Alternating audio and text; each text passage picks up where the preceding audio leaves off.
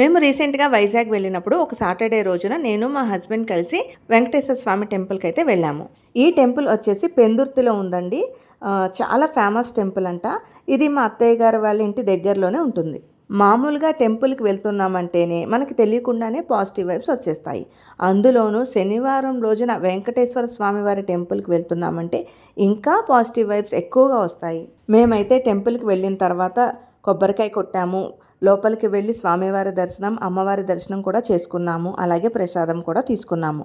అంతేకాకుండా మీలో ఎవరికైనా ఉపయోగపడుతుందని చెప్పేసి ఇక్కడ కనిపించిన ప్రతి బోర్డు కూడా నేను వీడియో తీశాను, ఇక్కడ షేర్ చేస్తున్నాను. ఇక్కడ టెంపుల్లో దర్శనం అయిపోయిన తర్వాత మేమైతే గోమాతను దర్శించుకోవడానికి, గోమాత బ్లెస్సింగ్స్ తీసుకోవడానికి గోశాలకు వెళ్ళామండి. నెక్స్ట్ వీడియోలో ఆ డీటెయిల్స్ షేర్ చేస్తాను. మీలో ఎంతమందికి టెంపుల్ తెలుసు, మీరు ఎప్పుడైనా వెళ్ళారా, నాకు కామెంట్ సెక్షన్లో కామెంట్ చేయండి. వీడియో నచ్చితే లైక్ చేసి సబ్స్క్రైబ్ చేసుకోండి. ఓం నమో వెంకటేశాయ.